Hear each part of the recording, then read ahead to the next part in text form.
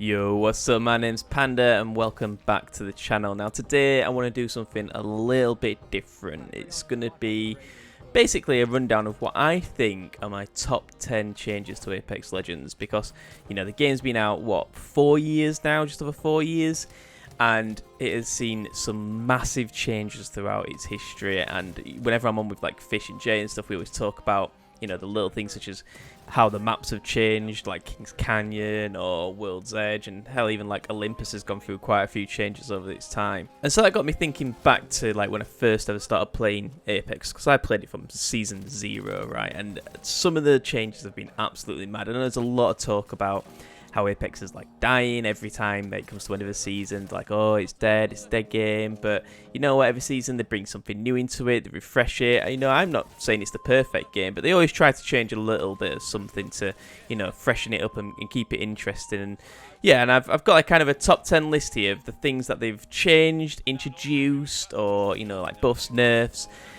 And yeah, just kind of a rundown of what I think are the top 10 changes to Apex Legends. So coming in at number 10 is the survival item. Now that's been in since I think season 12, which is pretty much when I came back to Apex, and it's a massive change. I mean, we only had the 2 to start with. I mean, we've only got 3 now, to be fair, but you know, the fact that we got the heat shields, which are great, especially because the increase in the damage they've done to Storm, which is its own little buff in its own, and the Moby Res as well. I mean, that comes in so clutch, especially if you've just won a fight and you've got a Moby Res, and when your teammates dead, you can bring them straight back in and gather up all that loot. It's, yeah, really good. And sometimes, you know, the reses will run out, especially in the end zone. You've got no reses available. Moby Res, booming, clutch. Even if your teammate comes in swinging, it can help in a fight.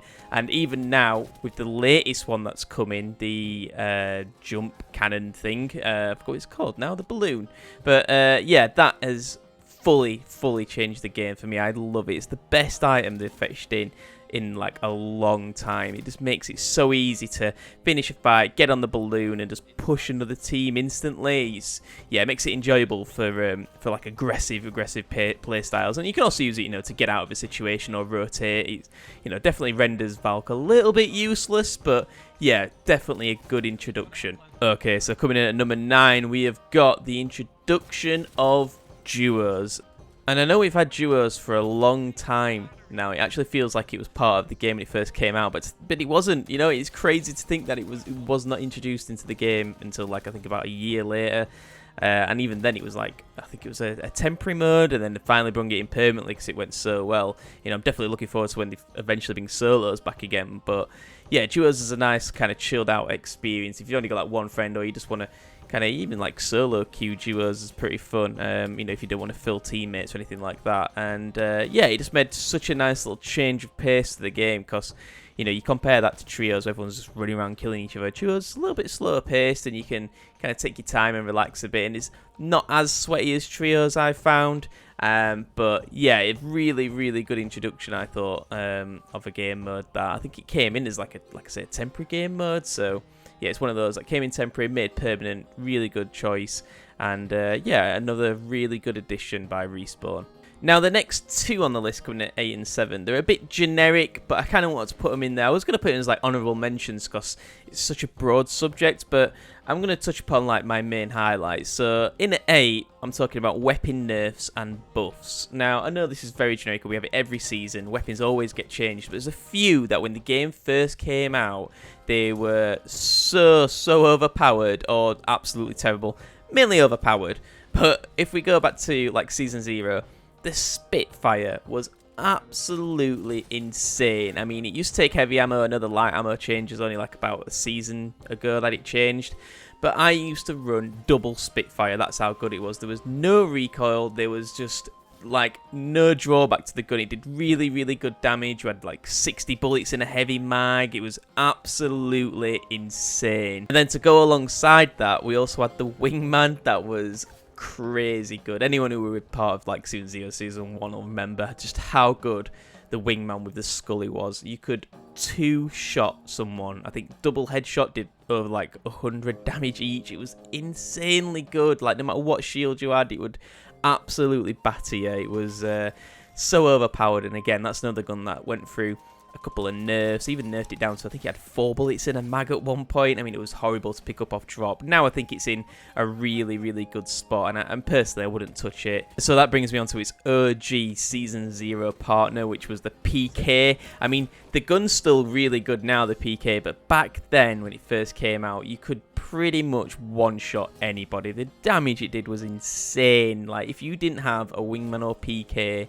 in like the early seasons, you were definitely missing out and were at a disadvantage. The guns were just insane.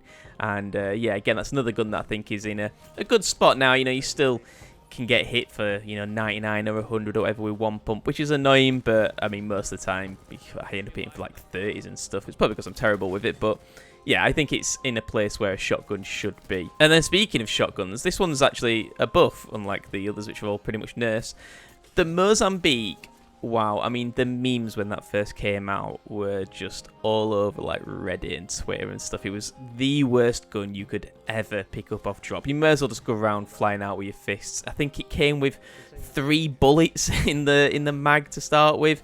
I mean, that's been buffed now to, I mean, what do you get now? It's like 5 or 6, something like that. There was no hammer points or anything. It was just pointless to like pick it up at all. It was just one of those guns that as soon as you got it, you were looking for anything else to take. It was terrible. Whereas now, it's been buffed so much that I actually think it's in a really good spot. I mean, you get that thing with a purple bolt and the hammer points. You can absolutely shred someone, especially if you've got like Maggie on the go. You just run around with the Mozambique out. It can be really, really fun gun to use. And another gun that everybody loves on the game is the charge rifle. And anybody who played the game when that first come out, it was horrible. It was almost unplayable for the first few weeks that it was in like rotation. I mean, it did so much damage, and not only did it so much damage, one, it took energy ammo, so it was really easy to find. There was no sniper ammo at the time. It just took solely energy ammo, and whenever you shot it, only used 1 bullet per shot. So unlike now where it drains through, I think like 3 or 5 bullets, I think, per like charge, it only used 1, so you could just absolutely beam someone across the map and just shred them. It was probably the easiest way to, I mean, a lot of people use it still now to get a 4K, but back then it was an absolute beast of a sniper rifle. I'm so glad it got nerfed, and it also could carry an extended mag as well, which took up some like 18 bullets or something like that. I mean, can you imagine that? 18 bullets in a charge rifle with 1 shot? Like, oh god, it was disgusting.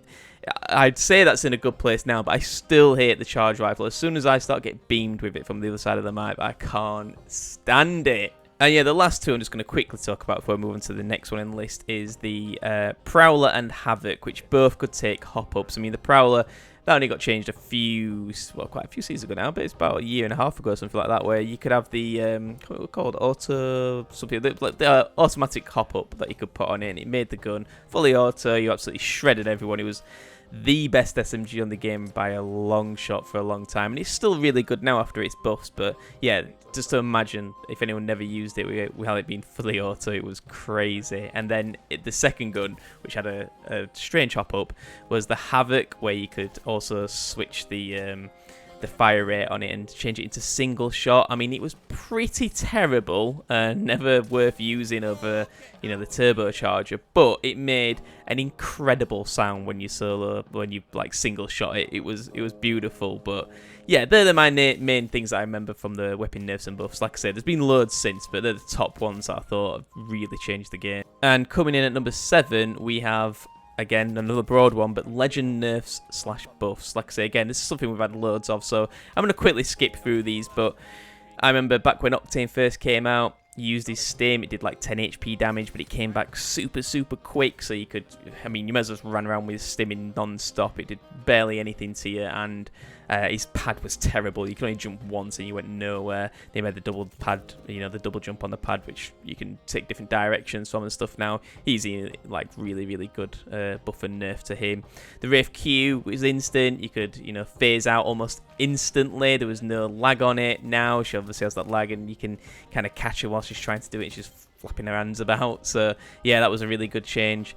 The Bangalore double time, her double time was insane. She used to run so quick. I mean, she still runs quick now, but yeah, back then it was absolutely insane. And then Mirage, one of the OGs, he went through multiple changes. His ult was terrible. You could see where he was. And yeah, he didn't have the Invis-Res or anything like he does now. Again, he's had some really good buffs to him.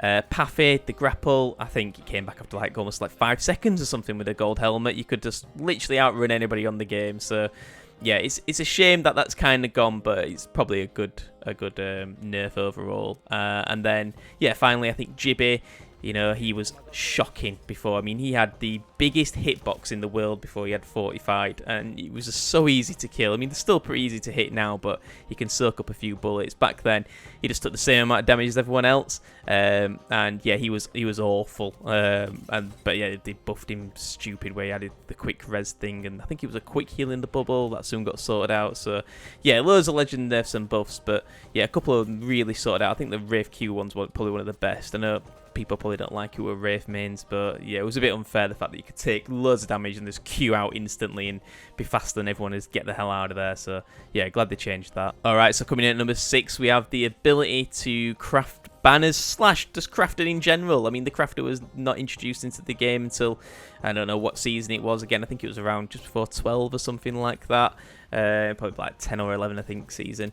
And yeah, that's just a great addition. The ability to, you know, craft bats and meg kits without having to rely on RNG loot. Again, this is something I think V1 could probably do a bit more with. I'd like to see him chuck a couple more weapons in there into the crafter. I know we only have 2 at the minute, but hell, stick 4 in there and give us 2 brand new weapons. You know, I wouldn't mind that. You know, just stick a, you know, Mozambique and P2020 in there, and then we'll have 2 new, you know, pistols and shotguns or whatever. Yeah, I think they could do more with that, but again, that's a really good addition to the game. And coming in at number 5, we have the item carrying capacity. Now, again, back at the start of Apex, you could stack and stack and stack ammo. I think it was, I think light bullets, you had like 80 bullets per stack. I think that's down to, what is it, 30, 40 now, so almost halved. Yeah, you never need to take much ammo. You could just fill your inventory with heals or grenades, which, speaking of that, you used to be able to carry like 6 cells, 3 medkits, 6 syringes, 3 bats, 2 of each nade, all in just one little slot. It was so OP. And yeah, I think shotguns as well, speaking of ammo, shotguns could have 46 pellets per pack. I mean, that is insane. It just meant that all you needed was 1 stack. I even still carry 1 stack now, but 1 stack back then could last you the entire game whilst you were using the shotgun. Like, for every kill, it was, yeah, absolutely insane. I'm so glad they like changed all of that, because yeah, the carrying capacity was so OP back then. Alright, so number 4, I'll touch on this slightly. It's ranked gameplay. Alright, ranked wasn't in when it first started, but when they did fetch it in, it was a real good kind of change of pace. You know, the end games used to be super stacked because you used to get points for, you know, finishing higher up, and yeah, it was just a really good time when it first came out. I know now it's not in the best place, and I think they're still trying to find that sweet spot with it, but you know, when there was nothing to play for in pubs, when it brung out ranked, it made it really intense, and the rewards were really good when they first came out with the dive trails and stuff like that. Again, I'd like to see them change that. The fact that we've had the same rewards now for, I mean, what are we in, 16, 17 seasons? Yeah, they need to introduce something, maybe like a skin or something for your gun, or a background or something, you know, a banner. Yeah, they need to introduce something just to freshen it up a little bit. But yeah, the introduction of it at the time was a great change. Alright, so now for the top 3. So at 3rd place, we have the removal of self-revive. Now, I hated self-revive when it was in the game. And it only went, what, like a year ago, so like a few seasons ago. I know the year sounds like a long time, but considering it was in the game for over 3 years, well, I think it was 3 years, that's just insane, because the thing was absolutely broken. I hated it. You had so much health on the shield, so you couldn't really thirst them that well, and yeah, it made it for some interesting plays that you could pop a self-revive whilst teams were like fighting, pop up and then win the game or something, which was cool. But 9 out of 10 times, when you knock someone and you saw the gold shield pop up, you thought, oh man, now we know they've got self-revives. If the 2 hold you off, they're back to a 3 again, the fight starts again. It would just, yeah, it got really annoying. I've never been a fan of it. I know some people might be, but yeah, I hated it. Okay, and then in at 2 is another removal, which is the removal of the fast heal. I mean, when that thing was in the game, I think it was the backpack to start with, and then it moved to, I think it was the armor or something like that.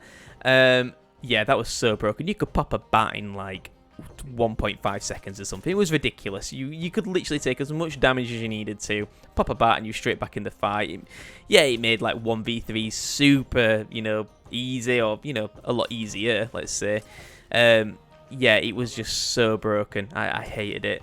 Again, it was someone who, you fought them. If you saw the gold armor or something pop up, you knew that it was going to swing off, heal up instantly, and just be able to beam you again. It was, yeah, an awful time. It's something that should never have been in the game. And again, it's one of those that lasted probably too long in the game. It was in there for quite a few seasons before they finally got rid of it. They tried to move it about onto different items and stuff, but yeah, they just needed to get rid of it, which they have done, and it's put the game into a much better place. It just makes it more kind of even, when you're having a 1v1. And then finally, in first place, I mean, it's all debatable, all these things that I've done, but this is just how I feel, and I think the best thing they've ever changed is the introduction of Evo shields. I mean, the fact that they weren't in the start of the game, and again, it's something that took a long time to come in, is insane, because without Evo shields now, the game, well, I mean, where would it even be? It probably wouldn't have lived this long. It definitely would have died back then. It's just, yeah, what an introduction. You used to spawn without a shield back in the day. You had to try and find a white shield. Now, you spawn with your white shield, you can level that thing all the way up to red. You can take it all the way with you without having the RNG of looking for a purple shield all game, or being on whites all the way to the end. I remember a few end zones, people would be on like whites or blues, and they probably have killed half of the lobby, but it was just impossible to find a purple or gold. So yeah, Evo shields, unreal introduction, proper changed the game, really good, really good change by Respawn. So yeah, that was just kind of a quick vid on, I say quick vid, it's been what, over 16 minutes. But yeah, it's just kind of my top 10 things. I just wanted to kind of talk about Apex, because I know a lot of people have only played Apex, for a couple of seasons, or maybe even this season. So yeah, just to kind of give people a heads up of what it used to be like, Apex, and the place that it's in now, which is, I think, much better. I think it's in the best place it's been in. I know there's a lot of changes that need to be made still to the game, but considering where we started, it's in a solid spot. But yeah, hope you enjoyed this different kind of video, and I'll be back to the normal kind of 4K uploads and stuff shortly. I think I've got them, like I say, coming out every Tuesday and Thursday so far, as long as I can keep the high damage games going. But yeah, until then, I'll catch you in the next one. Peace.